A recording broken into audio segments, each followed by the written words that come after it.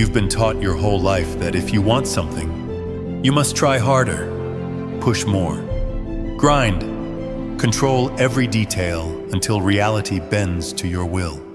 And yet, if this formula were truly complete, why is it that the moments when you stop fighting, when you let go, are often the very moments when life delivers the breakthrough you had been chasing? Here lies the paradox of effort.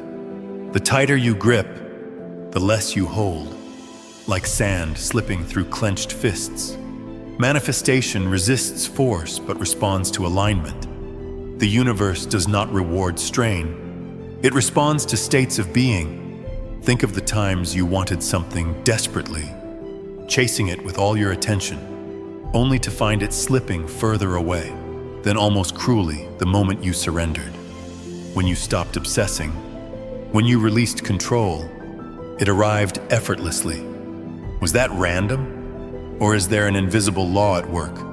One that contradicts everything you were taught about effort and reward. The paradox is uncomfortable because it collides with cultural conditioning. We worship effort. We glorify hustle. We bow to the idea that trying harder is always the answer. But quantum manifestation follows a different logic, one that feels almost backwards until you experience it yourself. Here's the open loop you cannot ignore. Effort is not the engine of manifestation. It is often the very block. The more desperately you try, the more you signal to the field that you do not have, that you are lacking, that you are separate from what you desire. This signal of lack multiplies itself. Instead of attracting, you repel. Instead of magnetizing, you push away. And still people double down convinced that the problem is not enough effort. They chase, they strain, they demand, never realizing that their very trying is the vibration of not yet. But wait until you see what happens when you flip the script. When you stop trying and start being. There is a metaphor that captures this perfectly. Imagine standing in front of a mirror. If you wave frantically, shout, beg, or cry at the reflection, does it move faster? Does it change quicker? No. It reflects not your demands, but your state. If you smile, the mirror smiles instantly. If you stand calm and grounded, the reflection responds in coherence. The mirror does not care about your effort. It cares about your being. Quantum manifestation works the same way. Reality is not responding to the volume of your effort. It is reflecting the frequency of your state. But here is where most people trip. They confuse surrender with giving up. They assume that not trying means apathy, laziness, or waiting passively for life to happen. This is a misunderstanding born of linear logic. Surrender in the quantum sense is not weakness. It is coherence. It is stepping into the frequency of what you desire so fully that no effort is needed to pull it closer. Neville Goddard called it living in the end. You don't beg for the result. You embody the result. You don't demand the future. You inhabit it now. The paradox of effort is resolved when you understand that manifestation is not about force. It is about resonance. Here's a pattern interrupt for your mind. Recall a moment when you were searching desperately for something. Your keys, your phone, a name stuck on the tip of your tongue. The harder you tried, the more elusive it became. Then the instant you gave up, it appeared. Why? Because effort contracted your awareness while surrender opened it. Your nervous system shifted from stress to relaxation, and suddenly the answer emerged. That same mechanism is at play in quantum manifestation. The harder you strain, the narrower your frequency becomes. The moment you stop trying, the field can finally reveal what was already waiting for you. Science backs this paradox in surprising ways. Neuroscience shows us that high effort under stress activates the sympathetic nervous system, the fight or flight response. In this state, the brain becomes tunnel-visioned, focused on problems, unable to perceive creative solutions. In contrast, States of relaxation and openness activate the parasympathetic system, expanding awareness, enhancing intuition, and increasing coherence between brain and heart. From a quantum perspective, coherence is the frequency the field responds to, which means that stopping the desperate effort is not passivity. It is entering the only state where manifestation becomes possible. And yet, here is the incomplete puzzle. If effort blocks manifestation, does that mean you should never act? Should you simply sit back and wait for life to deliver? No, action still matters.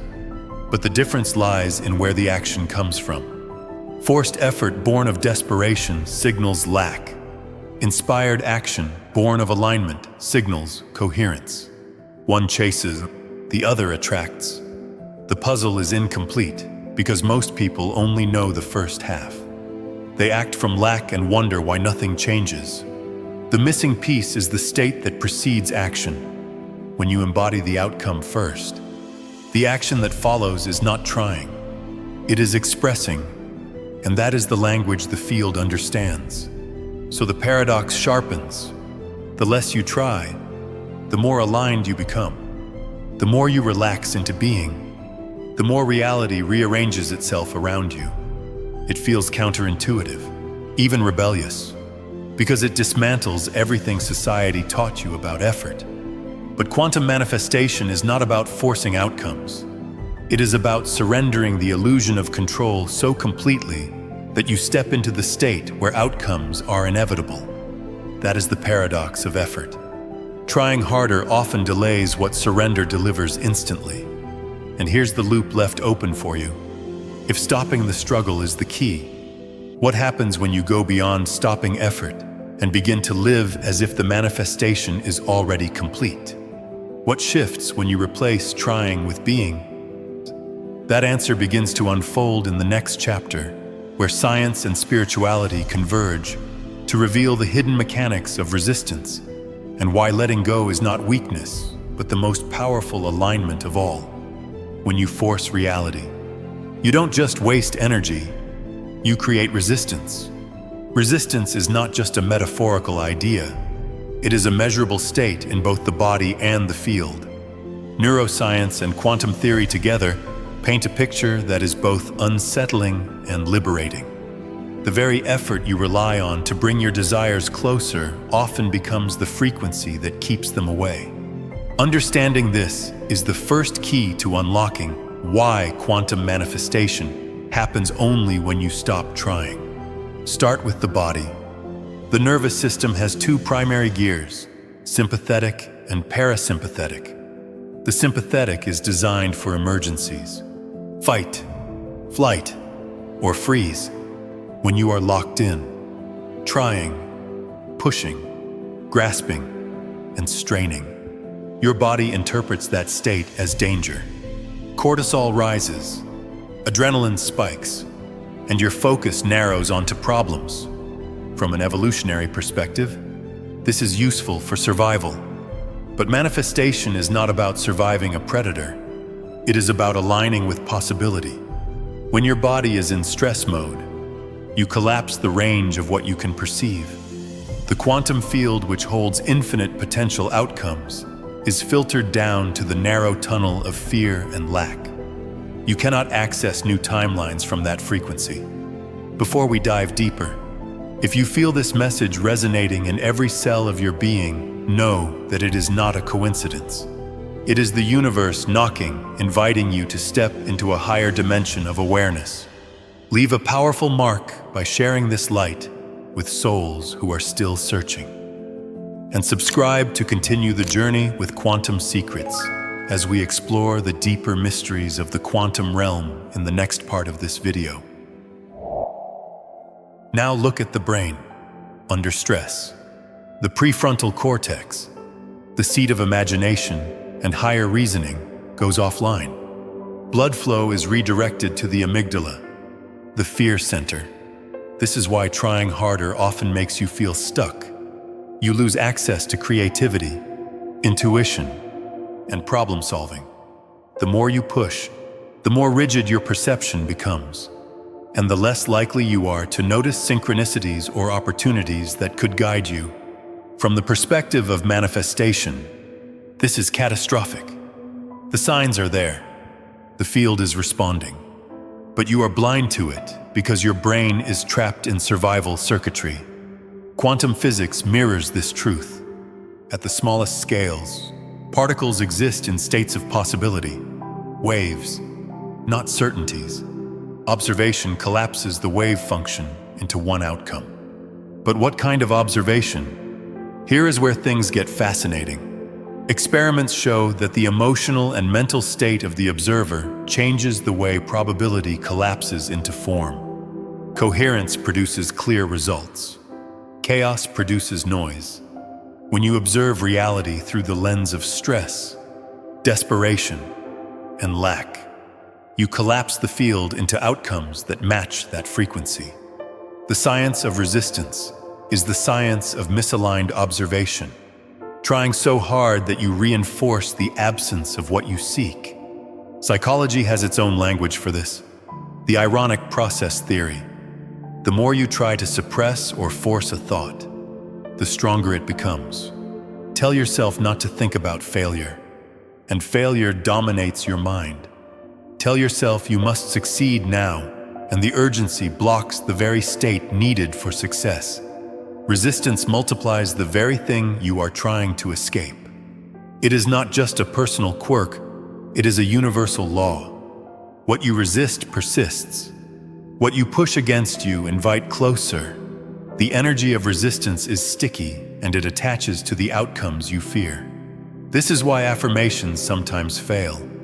If you repeat, "I am abundant," while vibrating in lack, the field does not hear the words. It hears the frequency.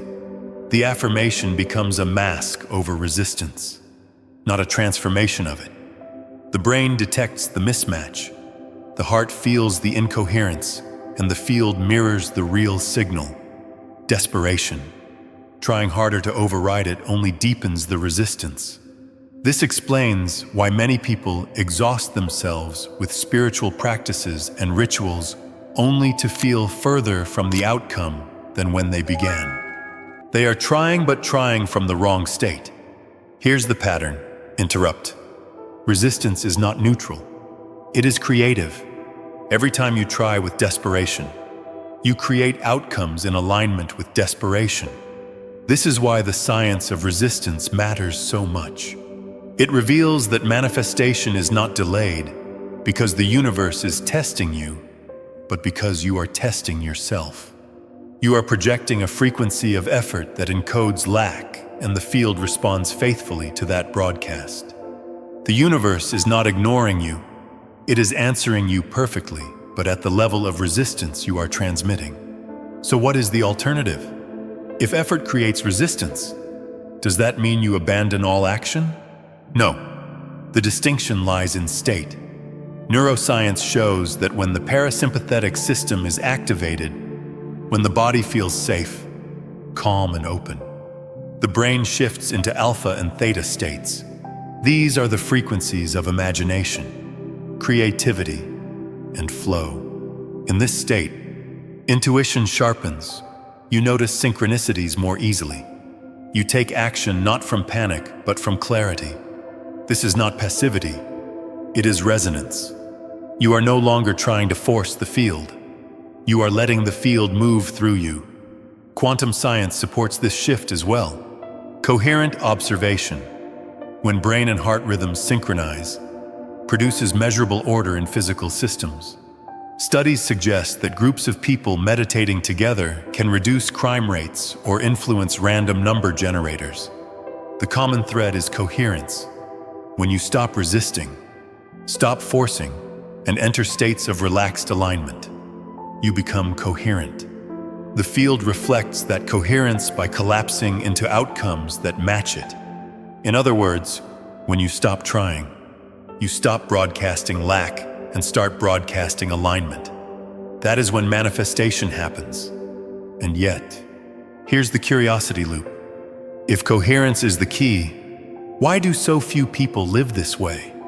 Because effort is addictive. It feels safe to the mind. It gives the illusion of control. Letting go feels like weakness to a culture trained to worship struggle. This is the real resistance. Not to circumstances, but to surrender itself. The science of resistance is not just about cortisol or collapsing wave functions.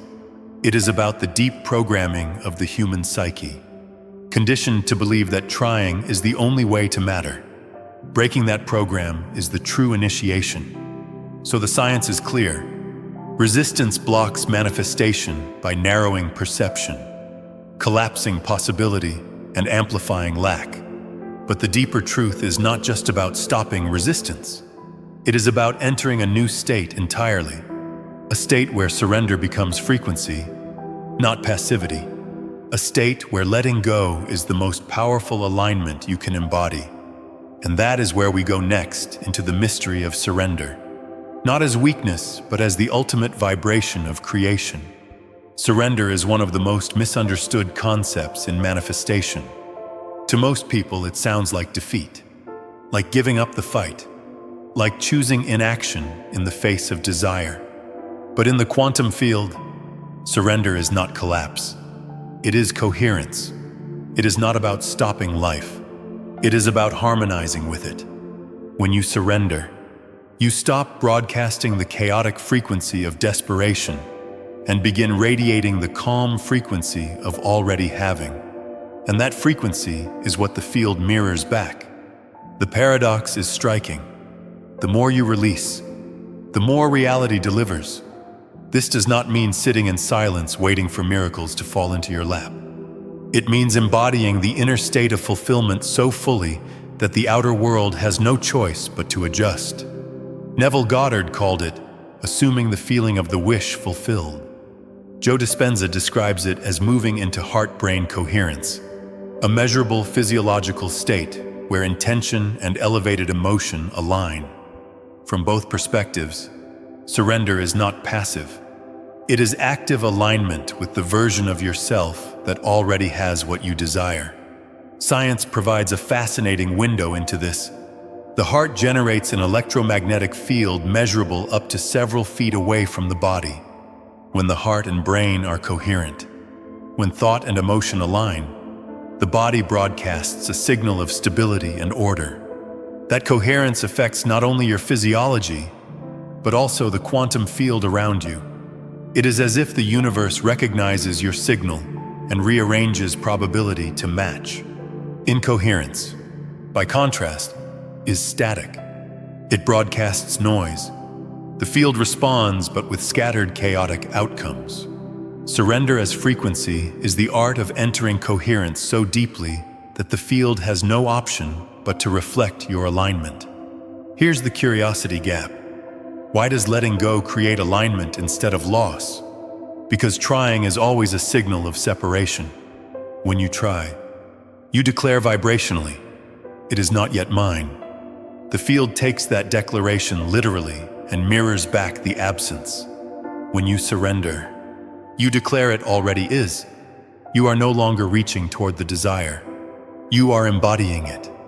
This is why manifestations so often arrive when people finally release the obsession, when they relax into trust. They stop radiating lack and start radiating completion. The field cannot resist that signal because it is coherent. Think of water. If you stir it violently, the reflection on its surface distorts. Try to see yourself in that chaos and the image fractures. But if you let the water settle, stillness emerges. Suddenly the reflection is clear, accurate, whole. Your vibration works the same way. Effort is turbulence. Surrender is stillness. And only in stillness does the reflection of your desired reality appear without distortion. This is not metaphorical. It is the literal dynamic of frequency and reflection. The universe is the mirror, and surrender is what allows you to see clearly. But here is where most people stumble. They think surrender means not caring.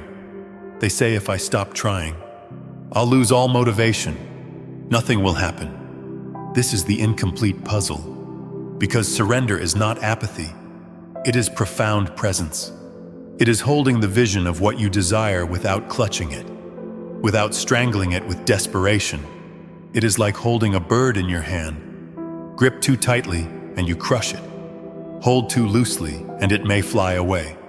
True surrender is neither. It is gentle, steady presence, the perfect balance of intention and release. That state carries power precisely because it is free of friction. Psychology confirms this with the concept of flow. Flow is a state where effort dissolves, where action feels effortless, where time itself bends. Athletes, artists, scientists all describe it. Flow is not laziness. It is peak performance without strain. And what is flow if not surrender? You are not forcing. You are allowing. You are not trying. You are being. Neuroscience shows that in flow, the brain shifts into alpha and theta waves, patterns associated with intuition, creativity, and effortless action. Surrender as frequency is essentially living in flow, not occasionally, but as your default vibration. Spiritual traditions echo this across centuries. Taoism calls it Wu Wei, effortless action, not inactivity, but harmony with the way of the universe. Buddhism speaks of non-attachment, the freedom that comes from releasing clinging. Christian mysticism speaks of letting go and letting God. Though the language differs, the essence is the same. Surrender is not defeat. It is alignment. It is the state in which your actions stop colliding with the field and begin harmonizing with it. Here's a pattern interrupt for your conditioning. What if the real effort was never about doing more, but about training yourself to stop fighting? What if the discipline required for manifestation is not pushing, but releasing? This flips the story. It means the most powerful practice is not endless striving, but learning how to live in coherence to hold the end in mind, while letting the details unfold without interference. This is not weakness. It is mastery. And here is the loop that keeps you leaning forward. If surrender is the state, what happens when reality itself begins to rearrange around that frequency? How does life respond when you fully stop trying and start radiating coherence? That is the secret waiting in the next stage, where we see how the field does not just mirror your state, but begins actively reshaping timelines to match it. There is a moment every manifestor eventually encounters, a threshold where trying collapses into being, and suddenly reality begins to move in ways that feel impossible to explain. The job you chased endlessly appears when you stop obsessing. The relationship that felt unattainable arrives the moment you stop clinging. The money you struggled to force into your life flows in when you release the desperation. People call it coincidence, luck, divine timing. But at the core is a single principle. When you stop trying, reality rearranges. The shift is so profound that once you experience it, you can never return to the illusion that effort alone creates outcomes. Imagine a pendulum. If you push it frantically, it swings erratically, chaotic, unstable. But if you give it one clear release and let gravity and rhythm take over, it finds its natural arc, smooth and effortless. Your life works the same way. Constant pushing introduces turbulence. Surrender introduces rhythm, and in that rhythm, events begin to align with an elegance no amount of strain could engineer. You are no longer fighting reality. You are synchronizing with it. The signs multiply. Opportunities emerge. Timelines adjust. Not because you forced them, but because you finally allowed them. Quantum science offers an insight into this. When two systems become coherent, they no longer resist each other. They entrain. Their rhythms lock in. Their energy stabilizes. Their patterns align. In physics, this is resonance. In manifestation, this is surrender. When you stop trying, you create the frequency that allows your personal field to entrain with the larger field of possibility. Timelines that once seemed distant or improbable slide into coherence. not by force, but by resonance. This is why manifestations often arrive when you least expect them. Because expectation wrapped in obsession is resistance, but openness wrapped in surrender is alignment. And yet the question remains, how do you know the difference between doing nothing and letting go? This is where people get confused. Doing nothing is apathy, withdrawal, fear disguised as passivity. Letting go is alive, vibrant, infused with trust. When you let go, you do not collapse into emptiness. You expand into resonance. Your body feels lighter, your thoughts clearer, your awareness sharper. You are not ignoring reality. You are co-creating it, and the universe responds by sending confirmations, signs, synchronicities, encounters that remind you you're on the right path. The very structure of reality seems to lean in your direction. Think of the stories you've heard from others, maybe even from your own life. The moment they stopped sending out endless resumes and started working on themselves, the perfect opportunity appeared. The moment they stopped obsessing over finding love and began living with joy, a relationship manifested. The moment they stopped grasping at every dollar, money flowed in through unexpected channels. These are not isolated miracles. They are patterns. They are proof that trying is often the very barrier to receiving. Life arranges itself around coherence, not control. Psychology gives us language for this too. The paradox of control. Studies show that when people try to control outcomes too tightly, anxiety rises, creativity shrinks, and results worsen. But when they loosen their grip, allowing flexibility and openness, performance improves. Athletes call it playing loose. Musicians call it flow. In every field, the principle holds. Forcing blocks, relaxing unlocks. Quantum manifestation simply extends this to the level of reality itself. The more you grip, the more you signal lack. The more you release, the more you signal alignment. And reality, faithful mirror that it is, responds accordingly. But here's the curiosity gap. If life rearranges when you stop trying, how far does this go? Does it apply only to small desires or to the biggest transformations of your life? Can you truly align with timelines so radically different from your current one that everything changes? The answer is yes, but only when surrender becomes your baseline frequency, not a temporary trick. When you embody ease as your natural state, reality cannot help but reshape itself to match. And this is where I want to pause and invite you into practice, not theory. Words are only mirrors, but action encodes vibration. Not for me, but for you, for the field, for your subconscious, for the version of you stepping into alignment. Write this phrase, I allow it to be easy. Do not underestimate the power of this. It is not a cliche. It is a frequency. By declaring it, you are shifting from trying to allowing, from resistance to resonance. You are telling the field, my timeline is aligned with ease. Feel what happens in your body when you write those words. It is light, liberating, almost rebellious in a world addicted to struggle. You are interrupting the old program and anchoring a new one. And the field responds. The next time you notice a synchronicity, an unexpected opportunity, a moment of flow, remember this declaration? It is not magic in the superficial sense. It is resonance in action. So when you stop trying, reality rearranges. Not because the universe suddenly notices you, but because you finally notice yourself. You shift from grasping to receiving, from force to flow, from static to coherence, and that shift changes everything.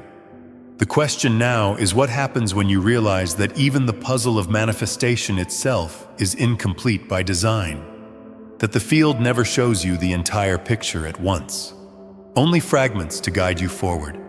That is the mystery waiting ahead. And it is the final piece of the paradox that makes surrender not just powerful, but necessary. If manifestation were a clean formula, a straight line from desire to outcome, you would already have everything you ever wanted. But the truth is that the process is not linear. It is fragmentary. The universe delivers in pieces, never in totality, and this design is not a flaw. It is the very architecture of transformation. The incomplete puzzle is what keeps you alive in the process, what keeps you searching, aligning, evolving. Effortless creation emerges not from mastering every detail, but from learning to live inside the gaps. Think of how the night sky looks when you first gaze up. Scattered stars, seemingly random, disconnected. But as you keep looking, constellations appear. The pieces link together into patterns, maps, stories. They were always there. But meaning emerges only when you relax your gaze, when you stop trying to control what you see. Synchronicities and manifestations follow the same rhythm. The fragments arrive as signs scattered across your timeline. The more you force them to form a complete picture instantly, the more frustrated you become. But the more you allow, the more naturally they link together, forming the constellation of your becoming. This incomplete nature frustrates the logical mind. The mind wants guarantees, formulas, certainty. It asks, if I surrender, how will I know it's working? If I let go, when will it arrive? If I stop trying, how can I trust? These questions are understandable, but they reveal the old programming, the desire for a complete map before taking the first step. But manifestation does not work that way. The field offers just enough to keep you moving forward. Never the whole story, always the fragment. And it does this because the process itself is the transformation. You are not supposed to see the entire picture in advance, because who you are becoming is forged in the act of walking with incomplete information. Science echoes this mystery. In chaos theory, patterns that appear random at first reveal hidden order when viewed from a higher perspective. The fractal never reveals itself in one glance. It emerges iteration by iteration, piece by piece. Quantum theory, too, points to incompleteness. The uncertainty principle shows us that reality itself withholds full precision. You cannot know both the position and momentum of a particle with absolute certainty. Reality is literally designed to remain partially hidden, to leave gaps, and in those gaps, creation breathes. The puzzle is incomplete by universal law. Spiritually, this is not new. Ancient teachings spoke of walking by faith, not by sight. Not because sight is unimportant, but because sight only reveals fragments. Faith fills the gap. Faith is the willingness to move with partial information, trusting that the pieces you hold are enough for today. The next piece will reveal itself when you reach it. This rhythm prevents stagnation, keeps you engaged, and protects the integrity of your free will. If the entire puzzle were shown in advance, your journey would become mechanical. You would no longer be a creator. You would be a follower of a script. The gaps are what make you a co-author. But here's the pattern. Interrupt, you must confront. Trying harder is usually the mind's way of resisting the incomplete puzzle. You want the whole picture now, so you grasp, control, obsess. That effort collapses the mystery into frustration. Yet the truth is, the incompleteness is the most fertile part of the process. The fact that you don't know when or how is not the barrier. It's the mechanism. It is the very thing that keeps your vibration alive. Curious, open, searching. The incomplete puzzle keeps you in movement, and movement keeps you in resonance. Consider a simple story. A man longs for a change in his career, but beneath that longing is something deeper, an ache in his soul that whispers, "You were meant for more than this." He sets his intention like a quiet prayer to the universe, not fully knowing who is listening. Yet instead of a clear answer, he receives fragments, a chance encounter with someone in a different industry, a book recommendation that appears at the exact moment he feels most lost. An idea that drifts into his awareness through a dream that feels more real than waking life. None of them make sense individually. They feel random, almost insignificant, like scattered stars against a dark sky. But when he stops forcing the answer, when he stops interrogating life for a linear plan, something shifts. He allows the fragments to gather in their own timing. He loosens his grip and watches. Slowly, almost imperceptibly, a pattern emerges. The encounter connects to the book. The book awakens a forgotten passion. The passion ignites the dream. The dream becomes an idea. The idea opens a door. The puzzle never arrived complete. Yet piece by piece, constellation by constellation, it revealed the path that had been forming around him all along. And because he chose to live inside the gaps, to walk through the uncertainty instead of fighting it, the transformation did not just change his career, it reshaped the person he was becoming. This is effortless creation, not forcing the puzzle into completion with frantic hands, but allowing it to assemble itself around you like a living mosaic, not demanding every piece now, under the weight of anxiety, but embodying the state that magnetizes the next fragment with quiet authority. The quantum field delivers in proportion to your coherence, not your effort. It listens less to your words and more to your vibrational posture. Each fragment that appears on your path is both enough and incomplete, both satisfying and unfinished, like a sacred breadcrumb trail through the unknown. And this tension is not meant to torture you. It is there to temper you, to evolve you, to keep you aligned not only with the outcome, but with the alchemical process that forges you into the one who can hold that outcome. Here is the curiosity loop that bends the mind open. What if the incompleteness never ends? What if manifestation is not about finishing the puzzle at all, but about realizing that life itself is the puzzle, eternally unfolding, eternally rearranging its pieces in response to your state of being? The relief and the terror of this idea collide in the heart. Relief, because you can finally stop demanding finality before you allow yourself to rest. Terror, because you realize there is no final arrival, no static finish line where all uncertainty disappears. Yet when you embrace this, effortlessness stops being a technique and becomes a way of breathing. You are no longer waiting for completion to grant you peace. You discover that peace lives in the middle of the unfinished picture. You find stillness inside the fragment, and from that stillness, the next fragment always arrives. So effortless creation is not the absence of effort. It is the absence of resistance to incompleteness. It is the willingness to hold the puzzle in its partial form and still say, "This is enough for now." It is the decision to live aligned not with rigid certainty, but with living trust. And that trust is not sentimental. It is a frequency that pulls new timelines into coherence. The incomplete puzzle is not a failure of manifestation. It is the signature of the quantum process itself, a vibrational watermark that says you are in motion, you are in dialogue with the field. And now the final piece of this teaching waits at the threshold. What does it mean to live this way permanently?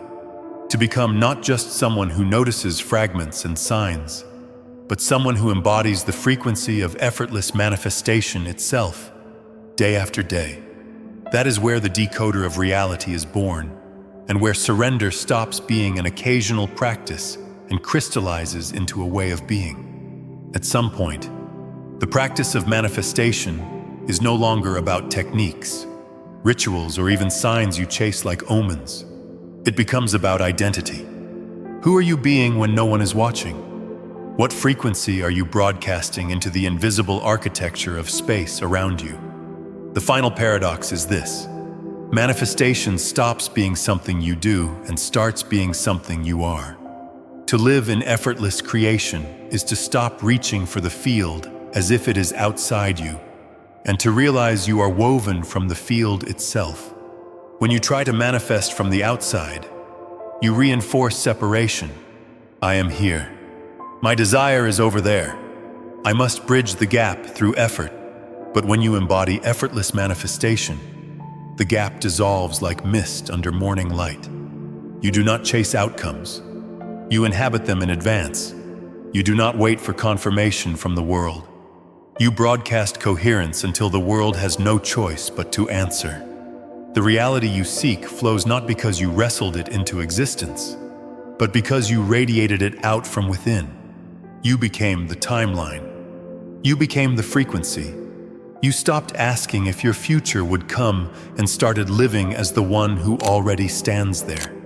In response, the field rearranges not around your effort, but around your being. It orbits your coherence like planets around a star.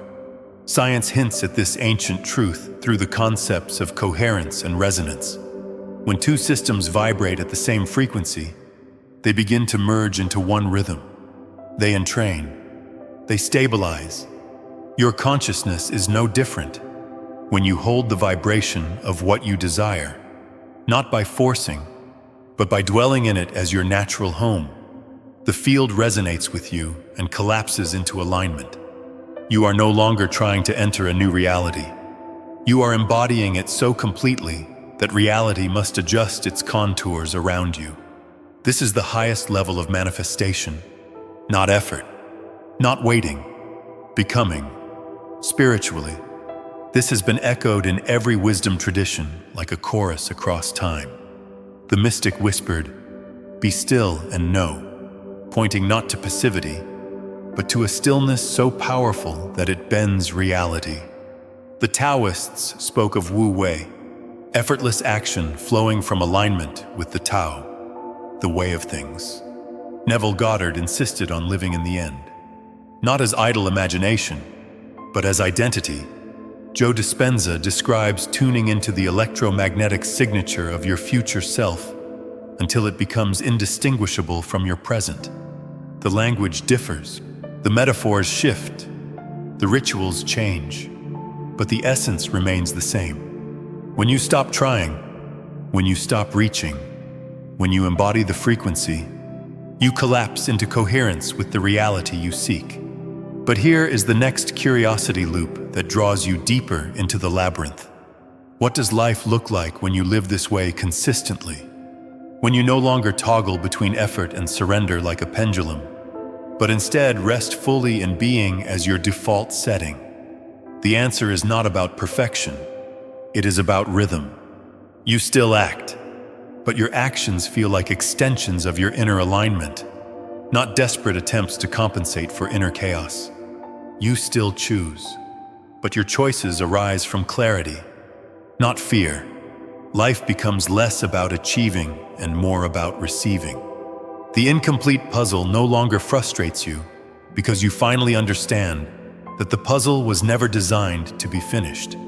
It was designed to be lived, to keep you creating, dancing, evolving. To live as the field is to stop hunting for signs outside you and to become the sign that others cannot ignore. People notice your coherence, your calm, your quiet power, your flow, and they feel something in themselves begin to resonate in response. You become a walking synchronicity, a living symbol of alignment, a subtle invitation for others to remember who they are. This is the ripple effect of effortless manifestation. Your state of being transforms the field not only for you, but for those who cross your path. You are not just decoding reality, you are helping to write it. You are not merely following timelines, you are anchoring them into the collective field. Here lies the ultimate invitation: to let go of the illusion that effort equals worth. That struggle is the admission price for every blessing. To step out of the old story that says you must suffer your way into every new chapter. To embody the deeper truth that reality rearranges when you stop trying, because you were never meant to chase your destiny. You were meant to align with it, and alignment is not something you do for a brief moment in meditation. It is something you become, breath after breath, thought after thought, choice after choice. There comes a time when this understanding longs to be more than an inspiring idea. It wants to root itself into your days, your routines, your nervous system, your choices. It wants to move from theory into lived frequency. That is where a path, a structure, a living practice becomes sacred, a way of working with the field that helps you shift from concept into embodiment, from knowing into being. Because the truth is, you do not need to keep trying to prove yourself to the universe. You do not need to keep pushing, striving, and exhausting your spirit. You are invited instead to align, embody, and allow. When you live this way, you begin to see what mystics, scientists, and visionaries have always intuited. Manifestation is not effort. It is resonance. It is coherence. It is the art of becoming the field itself in human form. So the journey closes here, but also begins here, with you not trying, with you not chasing, with you becoming. And when you become, reality cannot help but respond in kind, reshaping itself around the signal you broadcast. If this transmission stirs something awake inside you, let that resonance continue to move. Share this energy forward. Lend your voice to this unfolding field. Like, share, and subscribe to Quantum Secrets so that together we can anchor this frequency more deeply into the collective mind and keep walking this path of effortless manifestation, one aligned breath at a time. See you in the next video.